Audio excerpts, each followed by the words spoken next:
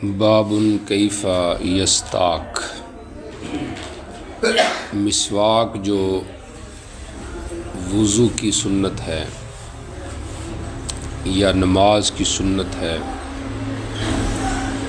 اور یا پھر دین کی سنت ہے، تو اس کے کرنے کی کیفیت کیا ہونی چاہیے؟ صرف دانتوں پر یا زبان پر کس انداز سے کرنا چاہیے؟ تو حدیث میں اس کے کچھ آداب آئے ہیں کہ طولن جو ہے وہ کی جائے دانتوں پر، عموماً ایسے ہی ہے، اور یہاں پر یہ ہے کہ طرف لسان پر بھی اس کو کیا جائے۔ بظاہر یہاں پر طرف لسان ہے، سمجھ آ رہی؟ اس بات ترجمہ جو ہے وہ بالمعنی ہے، اور یہاں پہ یوں سمجھیں کہ مقصد یہ ہے کہ پورے منہ میں کی جائے، سمجھ آ رہی؟ مقصد یہ ہے کہ پورے منہ میں کی جائے، اور اس کا ایک لازم ہے طرف لسان۔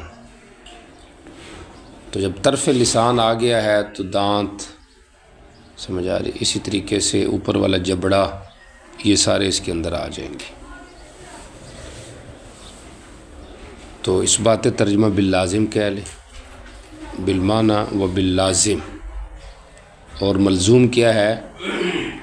پورا منہ، جہاں تک ممکن ہو، حتیٰ کہ زبان کی نچلی سائڈ جو ہے اس تک بھی جائے بندہ، جیسے یہاں پہ حدیث کے اندر آ رہا ہے۔ یہ تو ماقبل سے ربط ہو گیا، اس بات ترجمہ ہو گیا، اور مصنف جو ہے وہ عنوان جو ہے کبھی استفہامیہ قائم کرتے ہیں اور کبھی خبریہ۔ استفہامیہ میں پھر اس کا جو جواب ہوتا ہے وہ آگے حدیث کے اندر ہوتا ہے۔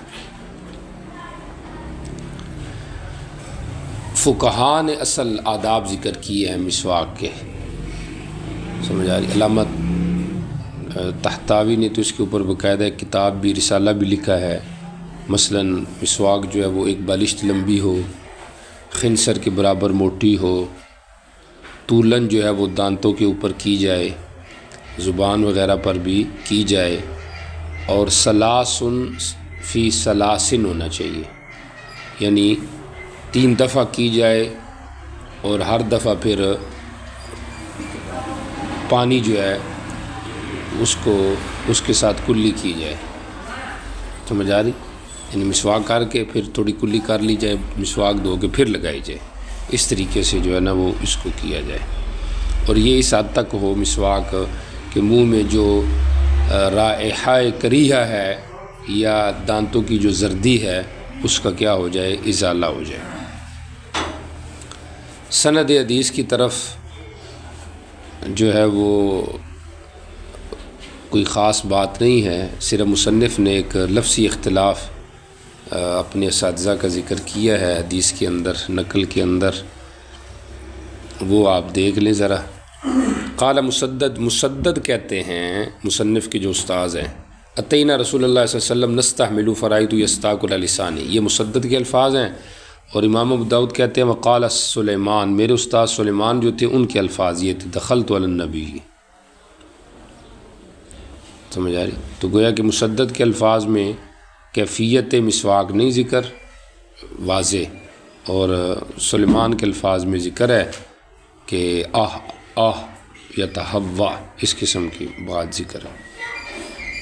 مسدد کے الفاظ میں اتینا جمع کے ساتھ ہے، اور سلیمان کے اندر دخلتو ہے۔ ترجمۃ الحدیث کے اوپر آ جائیں، دیکھیں قال اتینا رسول اللہ، صحابی جو ہیں ابو موسیٰ اشعری، ابو بردہ کے جو والد ہیں، وہ کہتے ہیں ہم نبی علیہ السلام کے پاس آئے نستحملہ، سواری مانگنے کے لیے، فرائیتو، میں نے آپ صلی اللہ علیہ وسلم کو دیکھا، یستاکو، آپ اپنی زبان کے اوپر مسواک کر رہے تھے۔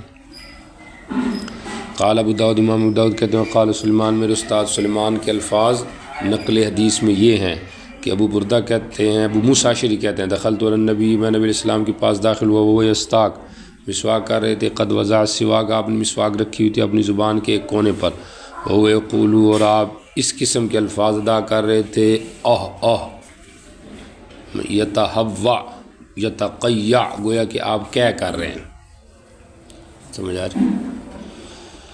قال ابو داؤد، امام ابو داؤد کہتے ہیں مسدد کہا کرتے تھے یہ حدیث لمبی ہے، اختصر تو، میں نے اس کے اختصار کیا ہے۔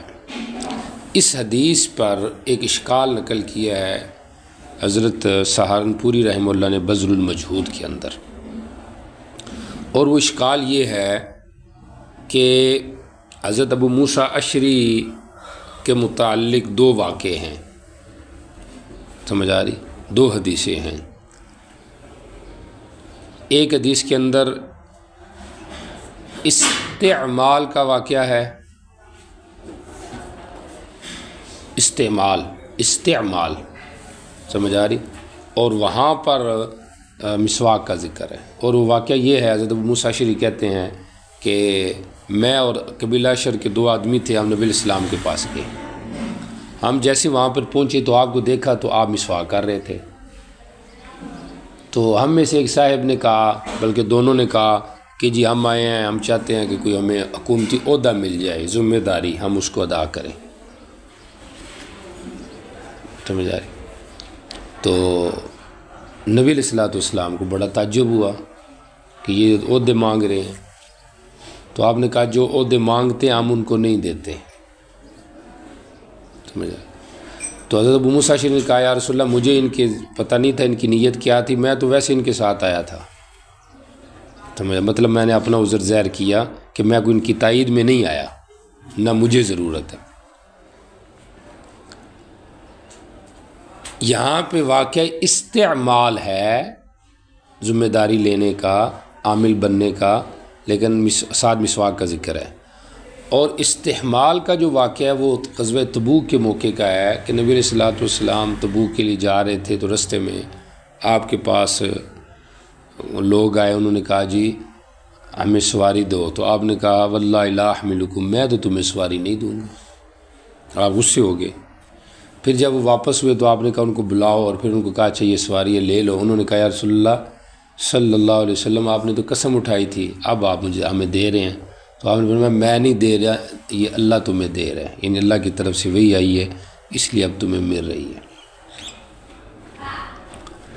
تو اشکال یہ ہے کہ وہاں استحمال ہے لیکن مسواک کا ذکر نہیں ہے، اور جہاں استعمال ہے وہاں پہ مسواک کا ذکر ہے، اور یہ جو مصنف نے روایت ذکر کی ہے یہاں پہ استحمال اور مسواک دونوں اکٹھے ذکر ہو گئے، سمجھ آ رہی؟ مسلم میں بھی یہ روایت ہے، بخاری میں بھی اس قسم کی روایتیں ہیں، دو واقعے جو آپ کو بتائے ہیں، لیکن جمع بین السواک والاستحمال یہ کسی جگہ پر نہیں ہے، اس لیے حضرت سہارنپوری کی رائے یہ ہے کہ یہ روایت جو ہے یہ غیر محفوظ ہے، سمجھ آ رہی؟ یہ روایت جو ہے یہ کیا کہتے اس کو شاذ کہہ لے، یہ روایت کیا ہے؟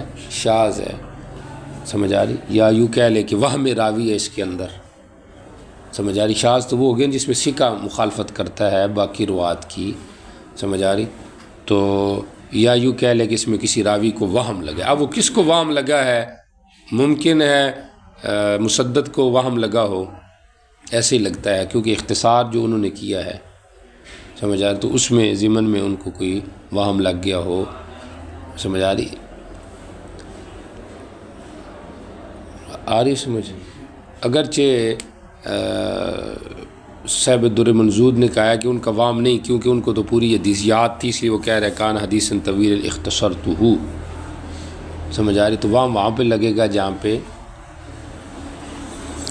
یاد نہ ہو، سمجھ آ رہی؟ بارہ اختصار کے ہوتے ہوئے بھی بعض اوقات روایت بالمعنی ہو سکتی ہے، واللہ علم، اور اس میں اگر تعویل کی جائے تو وہ بھی ممکن ہے، جو ذہن میں آ رہی وہ یہ ہے کہ اس کے اندر تحریف ہے، یہ اصل لفظ نستعمل ہی ہوگا، ہم آئے اور ہمارا مقصد یعنی اتینا کا معنی ہم آئے، یعنی مجموعی لحاظ سے روایت بالمعنی ہو رہی ہے نا، یعنی ہم عشری لوگ آئے آپ کے پاس، مجموعی لحاظ سے جو دو بندے تھے وہ کیا مانگ رہے تھے؟ امولت کا مانگ رہے تھے، نستعملہ۔ اب وہ لکھنے میں نستعملہ تھا، لیکن چونکہ عین اور ہا سمجھ آ رہی یہ تقریباً قریب تھے، سمجھ آ رہی، تو جب کتابت کے لحاظ سے کچھ حدیث کے اندر لکھنے میں فرق آ جائے تو اس حدیث کو حدیث سے محرف نقطوں میں آ جائے تو مصحف کہتے ہیں، تو یہ تحریف ہو گئی ہے، یعنی بجائے نستعملو کہ کسی راوی نے اس کو نستحملو لکھ دی ہے، سمجھ آ رہی، یا پڑھ دیا ہے، تو اس لحاظ سے یہ ہو گیا کہ یہ از قبیلے کیا ہے؟ تحریف ہے، واللہ علم۔ اچھا جی دیکھیں، یہ بات آپ کو سمجھ آ گئی ہے، ترجمہ پھر دیکھ لیں۔ ہم نبی علیہ السلام کے پاس آئے، ہم ذمہ داری طلب کر رہے تھے، حمولت، ہمیں عامل بنا دو، اور وہاں پر یہ تھا کہ میں نے دیکھا کہ آپ مسواک کر رہے تھے۔ اشکال سمجھ آ گیا ہے کہ جہاں استعمال ہے وہاں مسواک نہیں ہے، اور جہاں مسواک ہے وہاں استعمال ہے، ٹھیک ہو گیا۔ یہاں پہ استعمال اور مسواک دونوں کو اکٹھا کر دیا ہے، تو اس کا جواب آپ کو میں نے کیا دیا ہے کہ یہ وہم راوی ہے، کسی راوی کا وہم ہے، واللہ علم کس کا ہے، اور یا اس میں اگر تعویل کرنی ہے تو یہ کر دو کہ یہ از قبیل تحریف ہے۔ یتہوا، اور یہاں پہ بعض میں بھی ہے، سمجھ آ رہی، تو یہ اصل میں حکایت صوت ہے اس کی جو اس وقت پیدا ہوئی تھی، اس کے اندر بعضوں نے ہا کہہ دیا، کسی نے اوہ سے نقل کر دیا، تو اس قسم کے مختلف الفاظ راویوں نے ذکر کیے، واللہ علم۔ جی چلیں آگے چلیں۔ باب فی الرجل یستاق بسواک غیری، غیر کی مسواک استعمال کرنا، مقصد یہ جائز ہے یا نہیں؟ تو جائز ہے، کوئی مسئلہ نہیں ہے، سمجھ آ رہی۔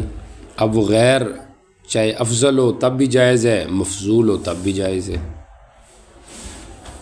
سمجھ آ رہی، دونوں صورتوں میں اس کا کیا ہے؟ جواز ہے۔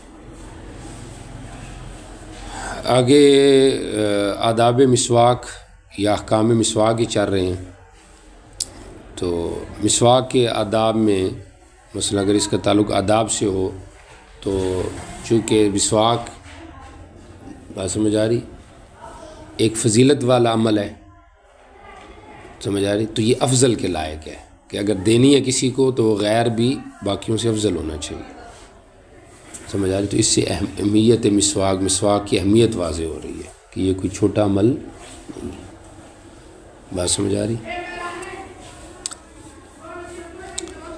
اچھا جی، باقی روایت جو ہے اس بات ترجمہ بالمعنی ہے کہ آپ نے اپنی مسواک جو ایک آدمی تھا اس کو دی، سمجھ آ رہی، اور دینے کا مقصد بظاہر یہی ہوگا کہ وہ استعمال کرے گا، تو اس لیے یہ اس بات ترجمہ بالمعنی اور بالعموم ہو گیا۔ روایت کو اگر آپ دیکھیں تو اس میں وہ معروف روایت ہی ہے، سند عن ہشام بن عروہ نبی عائشہ۔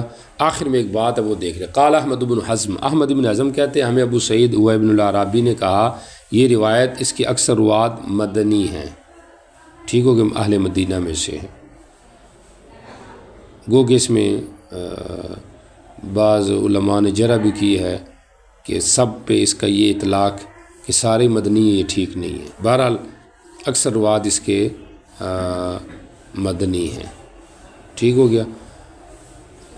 باقی یہ روایت، یہ جو بات ہے یہ اس نسخے کی نہیں ہے، یہ نسخہ ابن العرابی ہے، اس کی ہے، کسی کاتب نے یہاں پہ اس کو نقل کر دیا ہے، سمجھ آ رہی ہے، اور یہ نسخہ کون سا نسخہ ہے؟ کس راوی کا یہ نسخہ ہے؟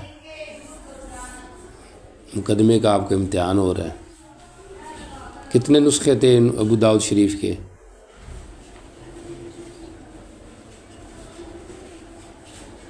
چپ ہو گئے علماء، 5 نسخے تھے، ایک نسخہ تھا ابو علی اللؤلؤی کا جو ہمارے سامنے پڑا ہوا ہے، اور ایک نسخہ تھا ابن العرابی، ایک ابن داسہ، سمجھ آ رہی؟ تو یہ جو نسخہ ہے جو ہمارے سامنے یہ نسخہ اللؤلؤی ہے. ترجمہ دیکھیے. عائشہ رضی اللہ تعالیٰ عنہ، حضرت عائشہ رضی اللہ تعالیٰ عنہ سے روایت ہے، فرماتے ہیں کان رسول اللہ صلی اللہ علیہ وسلم نبی اسلام مسواک کر رہے تھے، وَعِنْدَهُ رَجُلَانِ، آپ کے پاس دو مرد تھے، ان میں سے بڑا تھا دوسرے سے. عمر کے لحاظ سے ہوگا، ممکن ہے فضیلت کے لحاظ سے ہو. فَأُوحِيَ إِلَيْهِ فِي فَضْلِ السِّوَاكِ، پس وحی کی گئی آپ کی طرف مسواک کی فضیلت کے اندر یہ کہ ان کبر، آپ مسواک دے دیجئے بڑے کو. آت السواک اکبرہما، یہ کسی راوی کی تشریح ہے کبر کی، ان کبر کی تشریح وہ کر رہا ہے کہ مسواک بڑے کو دے دیجئے. یہ حدیث عائشہ ہے. یہاں پر بظاہر یہ لگ رہا ہے کہ یہ بیداری کا واقعہ ہے، لیکن یہی روایت اور جگہ میں حضرت ابن عمر سے ہے، وہاں پر یہ ہے نبی علیہ السلام نے کہا ارانی فی المنام، مجھے خواب میں، سمجھ آ رہی، میں نے اپنے آپ کو خواب میں دیکھا ہے. میں نے خواب کا یہ واقعہ ہے، اور یہاں پہ بیداری کا واقعہ ہے، تو بظاہر تعارض ہے. ایک جواب تو یہ دیا گیا کہ یہ تعدد واقعہ ہے، خواب میں ممکنہ ہوا ہو، بیداری میں بھی ہوا ہو. دوسرا پھر اس پہ یہ اشکال ہے، یہ تو پھر کیا کہتے ہیں اس کو، تکرار وحی ہو جائے گا، اور یہ کوئی ایسا مسئلہ نہیں ہے جس میں تکرار وحی کی ضرورت ہو. تو پھر اس کی یہ توجیہ کی گئی ہے کہ اصل یہ مسئلہ تھا، خواب آیا تھا پہلے، خواب کا واقعہ ارانی فی المنام. اوپر سے جب بیداری میں یہ صورت پیش آئی، سمجھ آ رہی، کہ آپ مسواک کر رہے تھے، دو بندے تھے، تو آپ کو وہ خواب یاد آ گیا کہ خواب میں مجھے کہا گیا تھا کہ کبر، ان کبر. تو آپ نے پھر اس خواب کی تکمیل بیداری میں ایسے کی کہ وہ جو مسواک تھی وہ بڑے کو دے دی. ہوگی والی بات. اب یہ ہو جائے گا کہ یہ واقعہ بھی توجہ کریں، اب وہ یہ ہو جائے گا، اس میں یہ ہو گیا کہ جمع بین روایات ہو گیا. اس میں کیا ہو جائے گا؟ جمع بین روایات. ٹھیک ہو گیا، یعنی آپ کو دوبارہ وہی نہیں آئی بلکہ وہی یاد آئی. اور تیسری اگر توجہ کریں یہ کہ یہ بھی خواب ہی پر محمول ہے، اس میں بھی خواب ہی کا ذکر ہے. حضرت عائشہ بھی خواب کا واقعہ نقل کر رہے ہیں. فَأُوحِيَ إِلَيْهِ یعنی فی المنام، آپ کو خواب میں یہ ذکر کیا، آپ نے پھر لوگوں کے سامنے خواب کا واقعہ ذکر کیا کہ ایسے ہوا. وہ بات سمجھ آ رہی ہے؟ ہاں. یہاں پہ ایک اور سوال ہے کہ ایک حدیث میں تو آتا ہے، آپ نے خود فرمایا الایمن فالایمن، کہ ابتدا کس سے کرنی چاہیے؟ دائیں طرف سے. سمجھ آ رہی؟ اور اس کے اوپر باقاعدہ ایک واقعہ بھی ہے کہ نبی علیہ السلام کی دائیں طرف حضرت ابن عباس تھے اور بائیں طرف حضرت خالد بن ولید تھے. تو آپ اپنا جھوٹا دینا چاہتے تھے، تو آپ نے حضرت ابن عباس سے کہا کہ اگر آپ کی اجازت ہو تو میں خالد کو دے دوں. تو انہوں نے کہا یا رسول اللہ صلی اللہ علیہ وسلم، یہ فضیلت والی چیز ہے، میں اس پہ کسی کو ترجیح نہیں دیتا. تو اس سے کیا پتہ چل رہا ہے کہ ابتدا دائیں طرف سے ہونی چاہیے. تو یہاں پہ بھی جب وہ دو بندے ہیں تو دائیں طرف سے دینی چاہیے تھی مسواک، جو بھی پہلے آ جاتا. یہ کیا ہے؟ ان کبر. سوال سمجھ آیا؟ جواب اس کا ابن رسلان نے یہ دیا ہے رحمہ اللہ نے کہ ان ایمن فلیمن کا قاعدہ وہاں پر ہے جہاں پر حاضرین مرتب فی الجلوس ہوں، اب پھر دائیں طرف سے شروع کرنا ہے. غیر مرتب ہوں تو اس صورت میں پھر وجہ ترجیح اور بھی کوئی چیز ہو سکتی ہے. سمجھ آ رہی؟ اس میں اختیار ہوتا ہے، تو اس لیے ان کبر، بڑے سے شروع کر دیں. سمجھ آ رہی؟ دوسرا جواب یہ ہے کہ نہیں، ترتیب ان کب الیمن فلیمن کی ہے. یہاں پر اس قاعدے سے ہٹ کر فضیلت مسواک کے لیے یا بڑے کی شان کو ظاہر کرنے کے لیے جو ہے نا وہ بڑے کو دیں گے. اصل قاعدہ وہی ہے الایمن فلیمن. ہوگی والی بات. ترجمہ بھی ہو گیا. نبی علیہ السلام مسواک کر رہے تھے، آپ کے پاس دو آدمی تھے، ایک بڑا تھا دوسرے تھے، تو آپ کی طرف یہ وحی کی گئی مسواک کی فضیلت کو ظاہر کرتے ہوئے کہ ان کبر.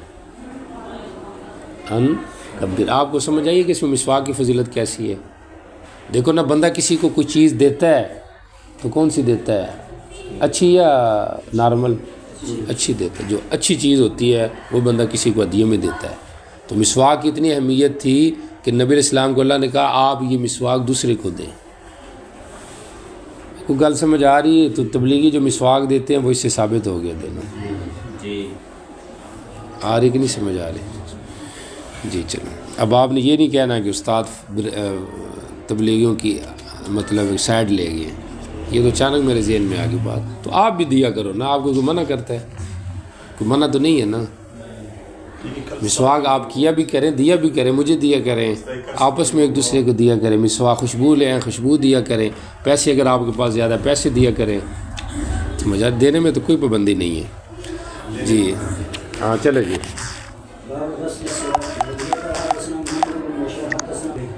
باب غسل السواک، ماقبل سے ربط یہی ہے کہ اگر کسی نے مسواک دی ہے غیر کی مستعمل شدہ ہے تو بندہ اس کو دھو لے یا اسی سے جوڑے، اور یا مطلق کہہ لیں کہ مسواک کرنے سے پہلے بندہ اس کو دھو لے۔ یاد ہے سلاسن فی سلاسن ہے، سمجھ آئے؟ 3 دفعہ کرنی ہے اور 3 دفعہ جو ہے نا پھر کلی کرنی ہے، مسواک کو دھونا ہے، سمجھ آ رہی؟ اچھا جی، غسل السواک، مسواک کو دھو کر استعمال کرنا چاہیے۔ یہاں پہ واقعہ آ رہا ہے، اس بات ترجمہ باللفظ کہہ لیں تب بھی ٹھیک ہے، غسل السواک، سمجھ آ رہی؟ باب غسلی عائشہ السواک، عائشہ رضی اللہ عنہ کا مسواک کو دھونا، تو یہ اس بات ترجمہ باللفظ الحدیث ہو جائے گا، ورنہ بالمعنی ہے۔ اچھا جی، یہاں پہ دیکھیں ترجمہ دیکھیں، حضرت عائشہ رضی اللہ عنہ کہتی ہے نبی علیہ السلام مسواک کر رہے تھے، فیوتینی مسواک کرتے تھے اور آپ مجھے مسواک دیتے تاکہ میں اس کو دھو لوں، تو اب بجائے میں دھونے کے فابدؤ بھی، پہلے میں خود کرتی، سمجھ آ رہی؟ لحصول البرکہ، چونکہ انبیاء کے جو فضلات ہوتے ہیں ایسے علماء صلحاء کے ان میں برکت ہوتی ہے، سمجھ، والدین کی ہوں، اساتذہ کی ہوں، تو تبرکاً میں پہلے خود بغیر دھوئے کے خود مسواک کرتی، فاستا کو میں مسواک کرتی، پھر میں اس کو دھوتی، سمجھ آ رہی؟ یہ بھی ادبن تھا کہ میں تو کم ہوں تو میرا جھوٹا آپ کو نہ لگے، وعد فولی، پھر میں آپ کی طرف دیتی تاکہ آپ اپنی پاکٹ میں رکھ لیں، جیب میں رکھ لیں مثلا، سمجھ آ رہی؟ یا مسواک کریں، اگر درانے آپ مسواک مجھے دیتے ہوں تو میں دوبارہ دیتی، پھر آپ کرتے، مسواک کا دھونا ثابت ہو گیا، پھر آپ کرتے، سمجھ آ رہی؟ یا دوسرے ٹائم میں آپ کو اب نہیں رکھ لیتی، پھر جب دوسرا ٹائم آتا ہے پھر میں آپ کو دیتی، پھر آپ مسواک کرتے، سمجھ آ رہی؟ تو اس میں آپ دیکھ لیں کہ مسواک کی کتنی اہمیت ہے، آ رہی کہ نہیں سمجھ آ رہی؟ 12 مسواک کا دھونا جو ہے وہ ثابت ہو گیا، غسل السواک۔ اور وعد فولی کے اوپر بھی آپ کو بتا دیا کہ اد فولی کا معنی کیا ہے، سمجھ آ رہی؟ اسی ٹائم دیتی کہ آپ کریں، یا دیتی تاکہ آپ محفوظ کر لیں، یا دوسرا جب ٹائم آتا پھر اس وقت آپ کو دیتی۔ جی چلیں۔ باب السواک من الفطرہ، باب السواک من الفطرہ، مسواک ایک فطرتی عمل ہے، ٹھیک ہو گیا؟ تو یہاں پہ مقصد مسواک کی اہمیت کو ذکر کرنا ہے کہ یہ کوئی معمولی چیز نہیں ہے، بلکہ یہ شروع سے چلا آیا ہوا ایک عمل ہے، اور یہ ایسی چیز ہے جو انسان کی فطرت میں رکھ دی گئی ہے کہ یہ ایک اچھا عمل ہے، ٹھیک ہو گیا؟ باب السواک من الفطرہ، فطرت سے کیا مراد ہے؟ فطرت سے مراد یہ دین ہے، جیسے فطرت اللہ التی فطر الناس علیہا، اس لیے تو امام صاحب سے یہ منقول تھا نا کہ مسواک من سنت الدین، یہ دین کی ایک سنت میں سے اس کو بناؤ، یعنی اس کی نسبت پورے دین کی طرف کرو، بات سمجھ آ گئی؟ فطرت سے مراد سنت ابراہیمی بھی ہو سکتا ہے، سمجھ آ رہی؟ وَإِذِ ابْتَلَىٰ إِبْرَاهِيمُ رَبُّهُ بِكَلِمَاتٍ فَأَتَمَّهُنَّ، چونکہ اتمہن ان کلمات سے مراد حضرت ابن عباس کے ہاں یہی خصال فطرت چیزیں ہیں جن کا ذکر آگے آ رہا ہے، تو اگر یہی چیزیں ہیں تو ابراہیم علیہ السلام اس پہ آزمائے گئے، تو گویا کہ ان کی سنت میں سے سواک من فطرہ یعنی من سنت ابراہیم۔ اور نبی علیہ السلام کو بھی کہا گیا نا اتبع ثم اوحینا الیک ان اتبع ملت ابراہیم، سمجھ آ رہی؟ تو ان ساری چیزوں کو اگر جوڑیں گے تو آپ یہ سنت ابراہیمی سے بھی بن سکتی ہے۔ اور یا السواک من الفطرہ، فطرت سے مراد فطرت سلیمہ، سمجھ آ رہی، عادت خلقیہ، سمجھ آ رہی، یعنی مسواک ان اعمال میں سے ہے جس کا حسن فطرت اور عقل میں گاڑ دیا گیا ہے۔ ہر عقل سلیم یہ سمجھے گی کہ مسواک کرنی چاہیے، اچھی چیز ہے، سمجھے۔ آج بھی دیکھ لیں لوگ مسواک یا برش کیا ہے، برش بھی ایک قسم کی مسواک ہی ہے، سمجھ آ رہی، اٹھ کے یہ کرتے ہیں، چاہے وہ نماز پڑھیں یا نہ پڑھیں، لیکن مسواک ضرور کرنی۔ تو گویا کہ عقل کے اندر اس کا حسن رکھا ہوا ہے۔ تو فطرت سے مراد دین، سنت ابراہیمی اور یا خود عقل سلیم، تو اس مسواک کا تعلق ان چیزوں کے ساتھ ہے۔ آ رہی بات سمجھ؟ اچھا، اس بات ترجمہ کیا کہتے ہیں اس کو، باللفظ کہہ دے تب بھی ٹھیک ہے، چونکہ حدیث میں کیا آ رہا ہے، اشر من الفطرہ اور آگے السواک، تو اگر اس کو الٹ کریں گے تو ہو جائے گا السواک من الفطرہ، ٹھیک ہو گیا، تو یہ باللفظ الحدیث ہو گیا۔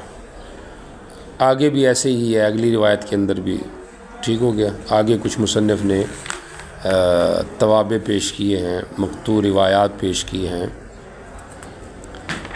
ان خصال فطرت کے مصداق کے حوالے سے کہ یہ کل کتنی چیزیں ہیں۔ بہرحال اچھا، سند کے اندر اگر آپ آئیں، دیکھیں سند کے اوپر یہاں پہ زکریہ عن مصعب بن شیبہ عن طلق ہے، نظر آ رہا ہے؟ یہ روایت تو متصل ہے، آپ کو نظر آ رہی ہے، عن عائشہ تک پہنچی ہوئی ہے، لیکن اس میں مرسل بھی منقول ہے، صحابی کے واسطے کے بغیر بھی یہ روایت موجود ہے، سمجھ آ رہی؟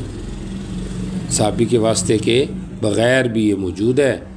غالباً امام نسائی نے اس کے مرسل ہونے کو ترجیح دی ہے، اور مصنف کے ہاں یہ متصل اور مسند صحیح تھی، اس لیے انہوں نے یہاں پہ اس کو نقل کیا ہے۔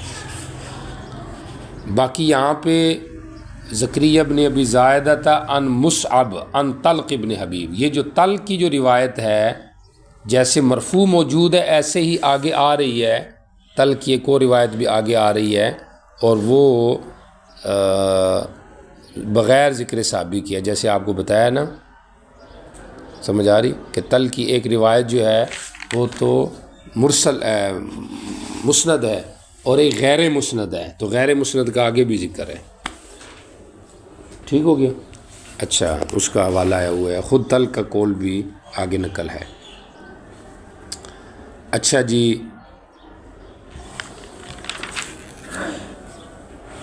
باقی قال مصعب، آخر میں دیکھیے اس حدیث کے، حدیث نمبر 53 کے آخر میں قال زکریہ کہتے ہیں، قال مصعب کہتے تھے، ونسیت العاشرہ، 10ویں جو خصال فطرت چیز ہے میں اس کو بھول گیا، شاید کہ وہ مزمزہ ہے، چونکہ کیا کہتے ہیں استنشاق کے ساتھ عموماً کس کا ذکر آتا ہے، مزمزے کا ذکر آتا ہے، باقی کچھ بات ہوگی تو اس کو آگے ذکر کر دیں گے۔ اچھا جی، اب آ جائیں ترجمہ الحدیث کی طرف۔ حضرت عائشہ رضی اللہ تعالیٰ عنہ سے روایت ہے، فرماتی ہے نبی پاک صلی اللہ علیہ وسلم نے فرمایا، عشر من الفطرہ، 10 چیزوں کا تعلق فطرت سے ہے، فطرت کا معنی ہو گیا ہے۔ سوال ہے، آگے حدیث آ رہی ہے، حدیث ابن عباس، اس کے اندر ہے خمس کلھا فی الرأس، نظر آ رہے، 5 چیزیں ہیں خصال فطرت میں، کتنی چیزیں ہیں؟ 5، ٹھیک ہو گیا۔ اچھا جی، اور یہاں پر کتنی ہیں؟ 10 کا ذکر ہے، بعض میں 3 کا ذکر ہے، کتنی کا ذکر ہے؟ 3 کا، تو یہ کیا چیز ہے؟ یہ کیا تعارض آ گیا؟ تو اس کے 2 جواب ہیں، سمجھے۔ یا تو یہ ہے کہ مفہوم عدد لیس بحجۃ عندنا، سمجھ آ رہی، ہمارے ہاں مفہوم عدد جو ہوتا ہے یعنی مفہوم مخالف کا کوئی اعتبار نہیں ہوتا، سمجھ آ رہی؟ اور عدد اقل عدد اکثر کے منافی نہیں ہے، اس لحاظ سے ٹھیک۔ دوسرا جواب یہ ہے کہ پہلے آپ کو 3 کا بتایا گیا، پھر آپ کو 5 کا بتایا گیا، اور پھر آپ کو زیادہ کا بتایا گیا، 10 کا بتایا گیا، سمجھ آ رہی؟ تو یہ مختلف احوال پر معمول ہے۔ اور ایک اس کے یہ بھی جواب دیا گیا ہے کہ عشر من الفطرہ، کہ یہ اشکال ہوتے ہی نہیں ہے، خصال فطرت تو بہت ساری چیزیں ہیں، یہ تو ضرورت کے مطابق بیان ہیں، چونکہ من الفطرہ ہے، عشر من الفطرہ مطلب کئی ہیں فطری چیزیں خصال فطرت، ان میں سے یہ نقل ہو رہی ہیں، بات سمجھ آ رہی؟ باقی بعض علماء نے اس کو گنا بھی ہے کہ وہ کتنی ہیں، 30 تک پہنچایا ہے، سمجھ آ رہی؟ واللہ عالم۔ عشر من الفطرہ، سب سے پہلی چیز ہے قص الشارب، مونچھوں کا کاٹنا۔ شارب سے مراد وہ بال ہوتے ہیں جو ہونٹوں کے کنارے کے اوپر آ جائیں، سمجھ آ رہی؟ تو ان کو کاٹنا شارب۔ باقی قص کا لفظ بھی آتا ہے، نسائی میں حلق کا لفظ بھی ہے، ایفا کا لفظ بھی ہے، انہا کا لفظ بھی ہے، سمجھ آ رہی؟ احفا، قص، حلق، یہ سارے موجود ہیں۔ تو اسی وجہ سے علماء کا بھی آپس میں اختلاف ہو گیا۔ حنفیہ کے ہاں، سمجھ آ رہی، مبالغہ فی القص حتیٰ کہ حلق یہ افضل ہے۔ امام طحاوی نے اس کو ائمہ ثلاثہ کو قول کہا ہے کہ ائمہ ثلاثہ کے یہاں حلق افضل ہے، سمجھ آ رہی؟ چنانچہ فقہ کی کتابوں میں بھی ایسے ہی ہے، والحلق افضل من القص، حلق جو ہے یہ قص سے افضل ہے، ٹھیک ہو گیا؟ یہ ہمارے ہاں ہے، اور مالکیہ کے ہاں یہ ہے کہ نہیں، مالکیہ اور شوافی کے ہاں یہ ہے کہ قص افضل ہے، کس سے؟ حلق سے، سمجھ آ رہی؟ امام مالک سے تو ویسے حلق کا بدعت ہونا بھی منقول ہے کہ حلق بدعت ہے، سمجھا، کیونکہ یہ مسئلہ ہے، سمجھ آ رہی؟ بہرحال قص، سمجھ آ رہی؟ اور اگر اس کے اندر مبالغہ کیا جائے تو یہ بن جائے گا جی اخفا، سمجھ آ رہی؟ تو یہ اخفا بن جائے گا اور کاٹنا، اور پھر اگر اسرے وغیرہ صاف کیا جائے تو اس کو حلق کہا جاتا ہے، قص الشارب۔ اچھا جی، دوسرے نمبر پر اعفاء اللحیہ، داڑھی کا بڑھانا، سمجھ آ رہی؟ یہ بالاتفاق واجب ہے۔ باقی اخذ ما زاد علی القبضہ، سمجھ آ رہی؟ تو حضرت ابن عباس سے باب ما یقول اذا افطر، آگے کتاب سو میں بھی ایک روایت آ رہی ہے حضرت ابن عمر سے، اس کے اندر ہے کہ وہ جو قبضہ سے اوپر ہوتا تھا نا، کف سے اوپر، ہتھیلی سے اوپر، اس کو لے لیا کرتے تھے۔ بخاری میں بھی کتاب اللباس میں تعلیقاً یہ روایت موجود ہے، سمجھ آ رہی؟ تو اس لحاظ سے اتنی داڑھی رکھنا واجب ہے۔ اور شوافی کا مذہب، یہ جمہور کا یہی مذہب ہے، شوافی کے یہاں یہ ہے کہ کاٹنا افضل نہیں ہے، ان کے یہاں یہ ہے کہ بڑھا دو جتنا بڑھتی ہے، چونکہ یہاں پہ اعفاء کا لفظ ہے، اعفاء بڑھانا، تو جتنا بڑھا دیا جائے، سمجھ آ رہی؟ تو وہی افضل ہے۔ لیکن جمہور کے یہاں یہ ہے کہ نہیں، بالوں کی حفاظت اور ان کی بدصورتی سے بھی بچنا ہے، تو اس لحاظ سے اگر ما زاد علی القبضہ ہو تو اس کو لیا جا سکتا ہے، سمجھ آ رہی؟ باقی داڑھی منڈوانا یہ تو بہت سخت کبیرہ گناہ، حتیٰ کہ علماء نے لکھا ہے کہ آدمی داڑھی منڈوا کے اگر یہ سمجھتا ہے کہ اب میرا چہرہ جو ہے نا وہ اچھا ہو گیا، پہلے اچھا نہیں تھا، تو اس میں چونکہ داڑھی کی توہین ہے، کفر کا اس کے اوپر شائبہ ہے۔ والسواک، مسواک کرنا جس کا بات چل رہی ہے، والاستنشاق بالماء، استنشاق بالماء آگے بھی آئے گی اس کی بات۔ وقص الاظفار، ناخن کاٹنا، ناخن جس طریقے سے بھی کاٹے اس کی کوئی خاص کیفیت نہیں ہے، لیکن علماء نے ویسے اس کا طریقہ لکھا ہے کہ اس طریقے سے ہو جائے تو اچھا ہے، سمجھ آ رہی؟ اور وہ یہ ہے کہ دائیں ہاتھ سے پہل کی جائے مسبحہ سے، مسبحہ خنسر بن مصبیہ، وسطیٰ، بنسر اور خنسر، ٹھیک ہو گیا۔ اس کے بعد پھر ابہام، اور پھر اس کے بعد بائیں ہاتھ کے بھی مصبیہ سے لے کر بنسر تک، اور پھر انگوٹھا۔ اور دوسرا اس میں قول یہ ہے کہ نہیں، مصبیہ سے شروع کرے دائیں ہاتھ سے بنسر تک، ٹھیک ہو گیا، اور اس کے بعد پھر مصبیہ سے شروع ہو کے بائیں ہاتھ سے بنسر تک، پھر بائیں ہاتھ کا مصبیہ ابہام، اور پھر دائیں ہاتھ کا، تو ابتدا بھی دائیں سے اور انتہا بھی دائیں سے۔ پاؤں کے اندر یہ ہے کہ پاؤں کی جو ہے اس کے اندر یہ ہے کہ دائیں سائڈ کے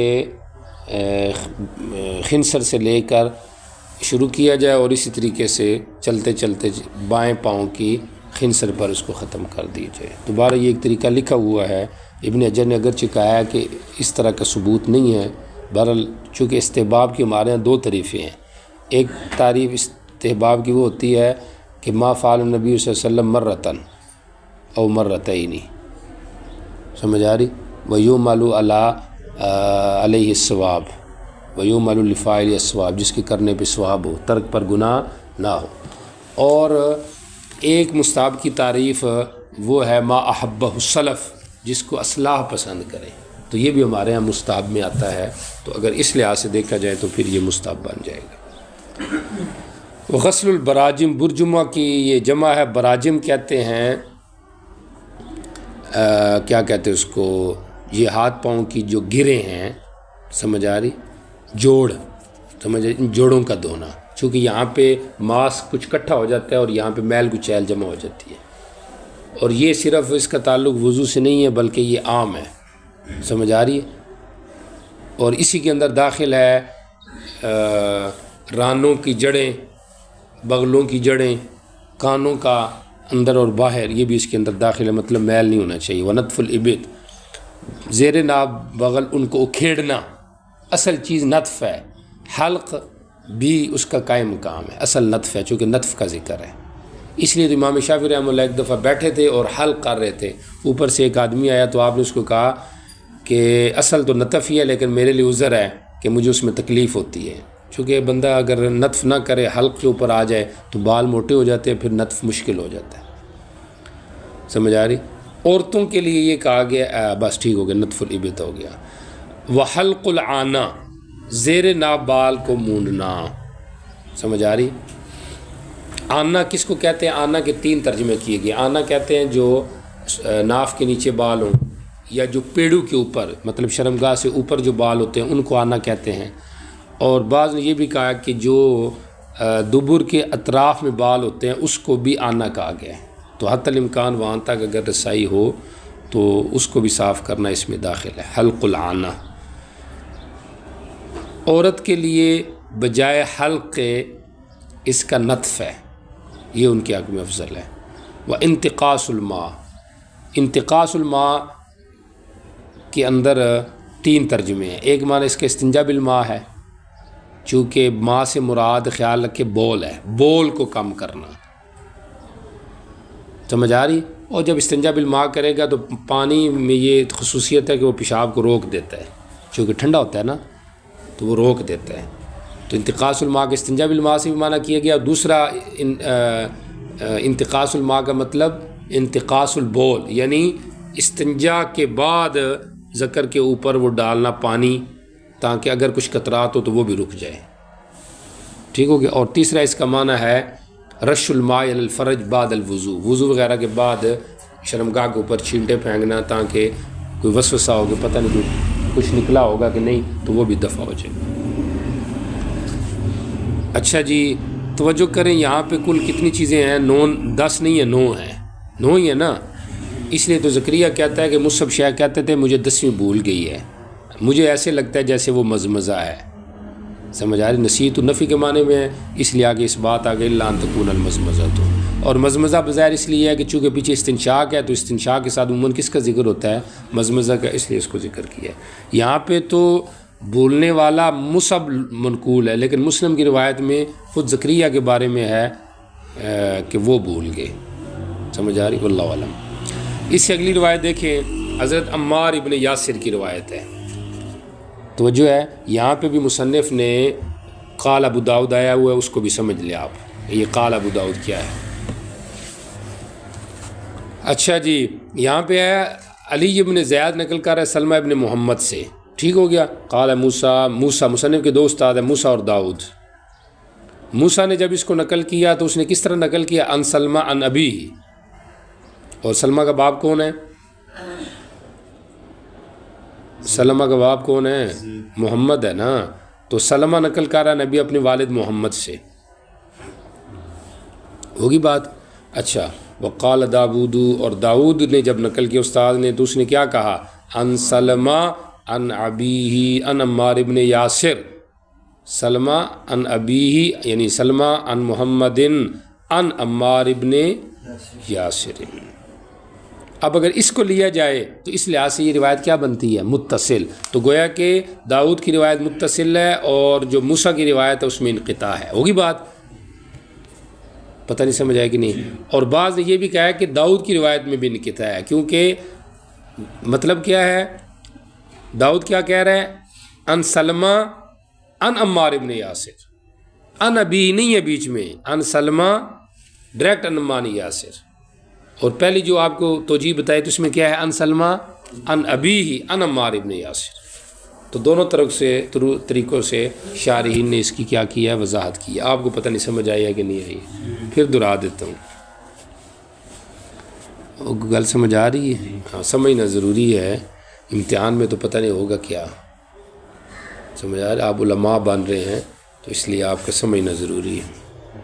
ان سلمہ بن محمد، اور موسیٰ نے کیا کہا؟ ان سلمہ ان ابی، اور ابی محمد ہے. ٹھیک ہو گیا. اور ان ابی ہی کے بعد ان عمار نہیں ہے، وہ ابی ڈائریکٹ نقل کر رہا ہے نبی علیہ السلام سے، تو یہ روایت بن جائے گی مرسل. تو حاصل مصنف کا یہ ہے کہ موسیٰ کی روایت مرسل ہے، کیونکہ وہاں پہ محمد ڈائریکٹ نقل کر رہا ہے اس کو جا کے نبی علیہ السلام سے، صحابی بیچ میں نہیں ہے. اور جو سلیمان کی روایت ہے وہ متصل ہے، کیونکہ اس کے اندر ہے ان سلمہ ان ابیہ محمد ان عمار ابن یاسر، ایک قول کے مطابق. اور دوسرا قول یہ ہے کہ نہیں، وہ ہے مسند لیکن منقطع ہے. مسند ہے، صحابی کا ذکر ہے، لیکن اس کے اندر محمد نہیں ہے. ان سلمہ ان عمار ابن یاسر ان النبی صلی اللہ علیہ وسلم. کنجوا صاحب سمجھ آ رہی ہے؟ امتحان چ بھی اس طرح کر کے لکھو دیتے تاں گل بن سی. ان رسول اللہ صلی اللہ علیہ وسلم، نبی علیہ الصلوۃ والسلام نے فرمایا، ان من الفطرہ، فطرت میں سے ہے المزمزۃ والاستنشاق فذکر نحوہ. اچھا، اسی کے مثل انہوں نے کیا کیا؟ یہ روایت آگے ذکر کیا ہے. ولم یذکر اعفاء اللحیہ. یہاں پہ کیا فرق ہے دونوں روایتوں میں؟ عمار ابن یاسر کی روایت میں اعفاء اللحیہ نہیں ہے، اور پیچھے حدیث عائشہ میں اعفاء اللحیہ تھا. یہاں پہ بجائے اعفاء اللحیہ کی کس کا ذکر ہے؟ الختان. ٹھیک ہو گیا. اچھا جی، قال والانتزاع، یہاں پہ راوی نے ذکر کیا الانتزاع کو. پیچھے انتقاص الماء تھا اور یہاں پہ انتزاع ہے. وہ گل سمجھ آ گئی؟ انتزاع اور انتقاص ماء ایک ہی معنی میں ہے، وہ استنجا بالماء کو کہتے ہیں. اچھا جی، اب کیا ہو گیا؟ اعفاء اللحیہ کو اگر آپ ساتھ ملائیں اس کو، ختان کو، اور باقی 10 بھی رکھے اور اس کو بھی ملائیں تو ٹوٹل کتنے بن گئے؟ 11. آگے آ جائے. قال ابو داؤد، امام ابو داؤد کہتے ہیں وروی نحوہ، اسی کی مثل ابن عباس سے بھی روایت منقول ہے. ٹھیک ہو گیا، یعنی یہ موقوف روایت ہے جس کے اندر کیا ہے؟ حضرت ابن عباس کہتے ہیں خمس کلھا فی الراس، 5 خصال فطرت ہیں، سارے کے سارے ساتھ سر میں. گل سمجھ آ رہی ہے؟ اب سر میں خود دیکھ لے کون ہے. مزمزہ استنشاق ہو گیا، سمجھ آئے، قص الشارب ہو گیا، اس کے بعد اعفاء اللحیہ ہو گیا. ٹھیک ہو گیا، 4 ہو گیا. اور کیا کہتے ہیں اس کو، ایک ہو گیا مسواک کرنا، ہو گیا نا، کلی وہ کرنا، مسواک کرنا، اعفاء اللحیہ ہو گیا، فرق ہو گیا، اور قص الشارب ہو گیا. ٹھیک ہو گیا، سارے کے سارے سر میں. اور انہوں نے اس میں فرق کو ذکر کیا لیکن اعفاء اللحیہ کو ذکر نہیں کیا. اب اعفاء اللحیہ کو آپ چھوڑیں اور فرق کو لائیں تو 5 کون کون سے بنیں گے جی؟ کلی، ناک میں پانی ڈالنا، مسواک کرنا، قص الشارب 4، اور فرق 5 ہو گئے. افاع اللحیہ چھوڑ کے فرق ذکر کر دیا نا، تو 5 کا تعلق اس میں آ گیا ہے سر میں. اچھا جی اب توجہ کریں. اب اگر فرق کو بھی آپ ساتھ ملا لیں اور ختان اور فرق کا تو 12 بن گئے نا. کتنے بن گئے ٹوٹل؟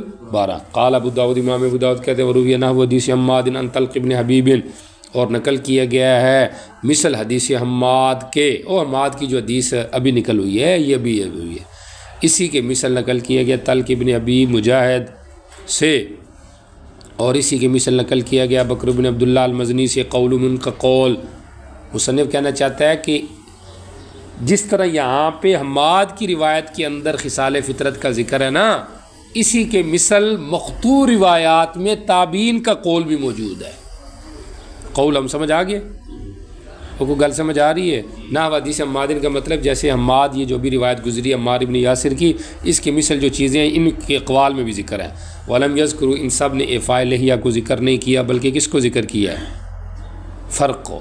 فرق کس کو کہتے ہیں؟ مانگ نکالنا سر میں، اس کا مقابل ہے صدل. ٹھیک ہو گیا؟ آگے دیکھیں. وفی حدیث محمد بن عبداللہ، اور محمد بن عبداللہ کی حدیث میں نبی سلمہ جو روایت ہے، اور نبی حریرہ ان النبی فی ہی، یہ تاکید کے لیے ہے. اسی روایت کے اندر افاع اللحیہ کا بھی ذکر ہے.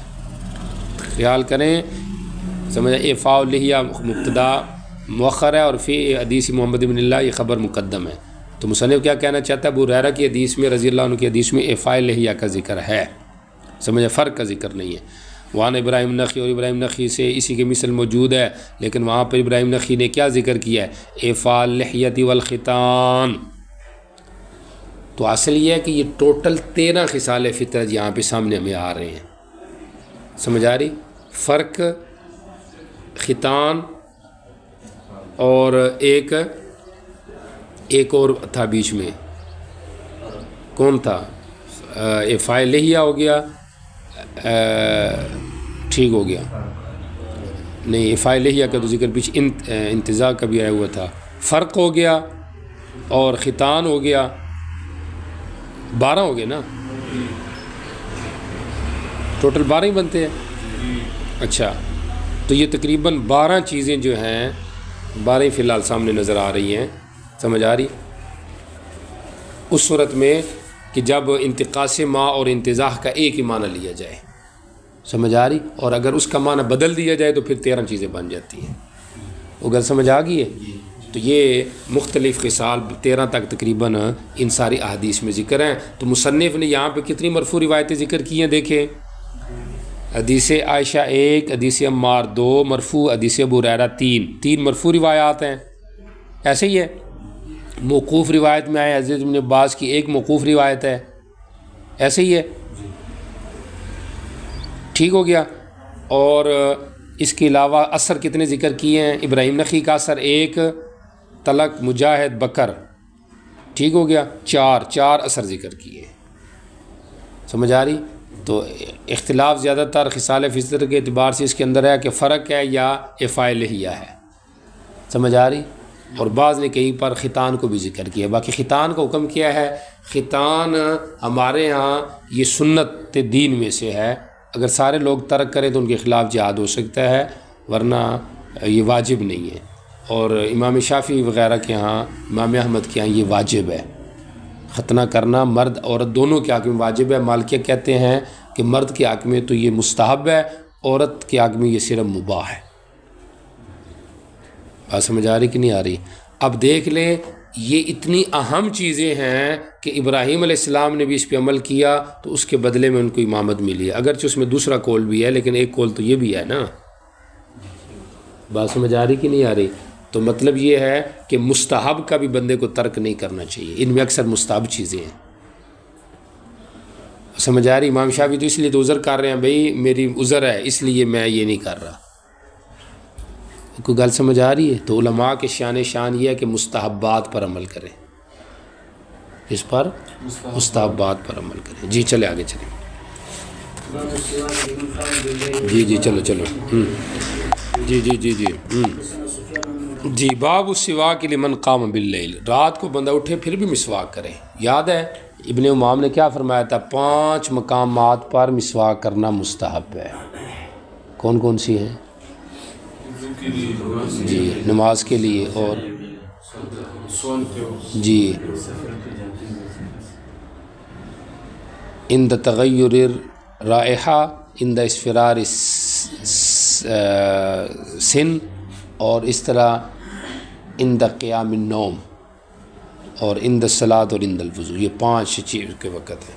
تو لمن قام باللیل یہ بھی تھا نا، تو یہاں پہ بھی اس کا ذکر کر رہے ہیں کہ رات میں بھی اگر بندہ اٹھے تو اس وقت بھی مسواک کرے۔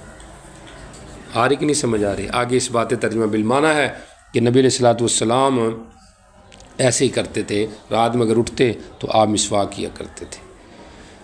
اچھا جی، پہلی روایت دیکھیں، ان رسول اللہ صلی اللہ علیہ وسلم جب کھڑے ہوتے رات سے تہجد کے لیے، کس کے لیے؟ تہجد کے لیے، کس کے لیے؟ آپ بھی تہجد پڑھا کریں لازمی۔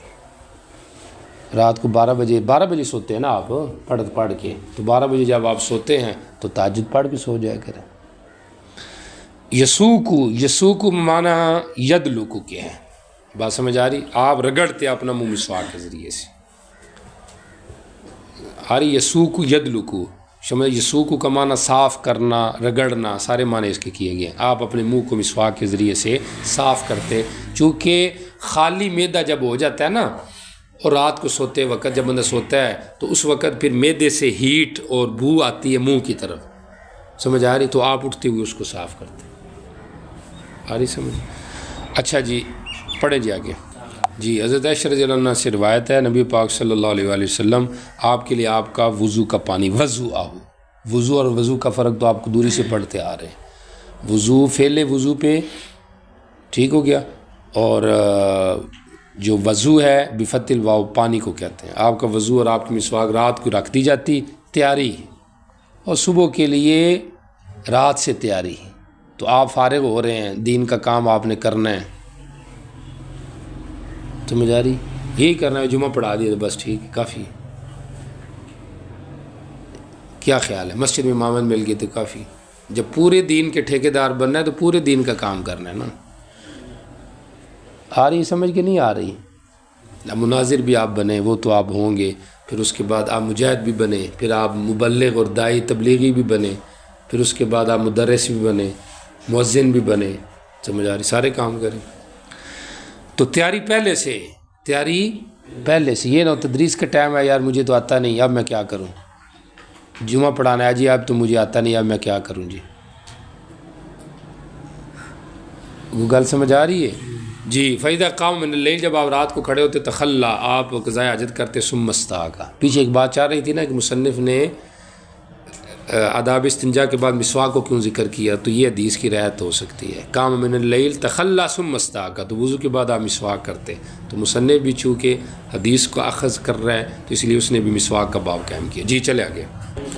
نبی پاک صلی اللہ علیہ وسلم رات اور دن میں نہیں اٹھتے تھے کہ آپ بیدار ہوں، مگر آپ مسواک کرتے تھے وضو سے پہلے، سمجھ آ رہی ہے؟ تو آ گیا نا سواک لمن قام باللیل، تو رات میں بھی ہو رہی ہے تو دن میں تو بطریق اولا ہونی چاہیے، بات سمجھ آ رہی کہ نہیں؟ جی چلے آگے چلیں۔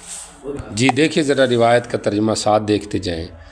حضرت عبداللہ ابن عباس رضی اللہ تعالیٰ کی روایت ہے، فرماتے ہیں میں ایک رات نبی پاک صلی اللہ علیہ وسلم کے پاس میں نے گزارنے کا مقصد کیا تھا کہ دن کے تو سارے کام مجھے پتہ چل گئے، رات کو دیکھو آپ کیا کرتے ہیں، سمجھ آ رہی؟ طلب دین اتنا ہے کہ راتوں کو اٹھ کے دیکھ رہے ہیں، سمجھ آ رہی ہے؟ اور جب یہ نبی علیہ السلام فوت ہوئی ان کی عمر 12 سال تھی، 12-13 سال تھی، بات سمجھ آ رہی ہے؟ ہاں، من طلب العلا نام باللیالی، سمجھ آ رہی؟ نام باللیالی و نام بعد الفجری، سمجھ آ رہی؟ و نام بعد الظہری، کل سمجھ آ رہی کہ نہیں آ رہی؟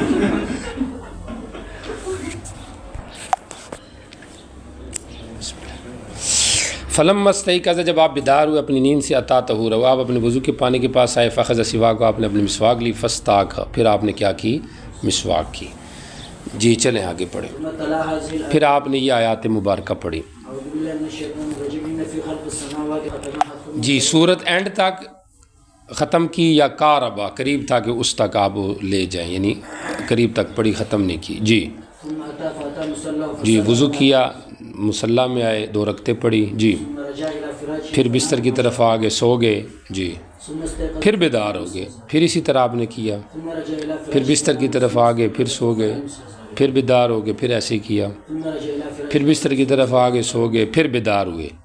كل ذلك يستاق ويصلي ركعتين. توجہ کریے، مثل ذالک سے کیا مراد ہے؟ خود ابن عباس کہہ رہے ہیں مسواک کرنا، وضو کرنا، 2 رکعتیں پڑھنا، یہ کام آپ نے ہر دفعہ کیے جی۔ چلیں، ثم أوتر یہاں پہ مطلق ایتار کا ذکر ہے، مسلم میں اوتر بثلاث، 3 رکعت آپ نے وتر پڑھے۔ اب توجہ کریں، پیچھے آپ جو سوئے ہیں وہ 3 کیا کہتے ہیں اس کو، 3 دفعہ سوئے ہیں، ایک دفعہ تو اٹھے ہیں 2 رکعتیں پڑھی ہیں، پھر 3 دفعہ سو کر پھر اٹھ کے 2 رکعتیں پڑھی ہیں، تو 3 اور پہلے ایک دفعہ اٹھ کے 2 پڑھی تھی، تو یہ ٹوٹل 8 رکعتیں ہو گئی۔ سمجھ آئیے آپ کو؟ 8 رکعتیں اور وتر 3 پڑھے ہوں گے، 8 اور 3 11 ٹھیک ہو گیا۔ اور وتر فرض کرے ایک پڑھا ہو تو ایک کی بھی توجیہ اپنی جگہ پہ آ جائے گی۔ اوترا بثلاث کا مطلب ہمارے یہاں جو ہوتا ہے وہ بھی ٹھیک ہے کہ پہلی جو جفت تھی اس کو طاق کیا، ٹھیک ہو گیا۔ تو بہرحال اس کے اندر امام نووی کہتے ہیں رحمہ اللہ کہ یہ روایت شاذ ہے، وہم ہے، اور اس میں 2 طریقوں سے وہم ہوا ہے۔ سمجھ آ رہی؟ 2 غلطیاں اس میں، ایک کہ یہاں پہ بار بار سونے کا ذکر ہے، حالانکہ جو بیتوت ابن عباس والی یا بیت میمونہ والی روایت ہے، سمجھ آ رہی، حضرت ابن عباس کی، اس کے اندر ٹوٹل کتنی رکعتوں کا ذکر ہے؟ 13 کا، اور یہاں پر کتنی کا ذکر آ گیا ہے؟ 9 یا 11 کا، ٹھیک ہو گیا۔ وہاں پہ 13 کا ہے، یہاں پہ 9 یا 11 کا ذکر ہے، تو تعداد کے لحاظ سے بھی یہ روایت حدیث ابن عباس مشہور کے خلاف ہے، اور سونے بار بار سونے کے اعتبار سے بھی، تخلل نوم کے اعتبار سے بھی یہ روایت اس کے خلاف ہے۔ آپ کو سمجھ آ رہی ہے؟ کون کہہ رہے امام نووی رحمہ اللہ کہ یہ روایت حدیث ابن عباس کی، سمجھ آ رہی، بیتوت لیلہ والی، سمجھ آ رہی، فی بیت میمونہ والی، یہ روایت عام روایات کے خلاف ہے، اور اس میں خلافت 2 وجہ ہیں، ایک تعداد کے لحاظ سے، ایک تخلل نوم کے لحاظ سے۔ حضرت سہارنپوری رحمہ اللہ نے بذل المجہود میں اس کا جواب دیا ہے کہ تعدد واقعہ بھی اس کو معمول کیا جا سکتا ہے، اور مزید انہوں نے اس کی ایک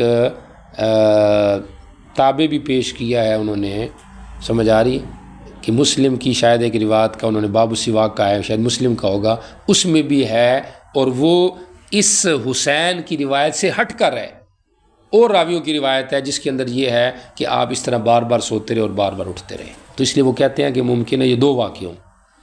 اور جو لوگ کہتے ہیں کہ نہیں یہ واقعہ ایک ہی ہے، بار بار نہیں ہے، یہ ایک ہی واقعہ ہے، تو اس لحاظ سے دیکھا جائے تو لازمی اس میں کچھ نہ کچھ گڑبڑ ہے۔ سمجھ آ رہی؟ بار تعدد واقعہ پہ معمول کریں تو پھر تو اشکال کوئی نہیں ہے، اگر ایک واقعہ ہو تو پھر اس کے اندر ضرور یہاں پہ گڑبڑ ہوئی ہے کسی کو، ہوگی یہ والی بات۔ قال ابو داؤد، امام ابو داؤد کہتے ہیں، کیا کہتے ہیں؟ پڑھیں جی۔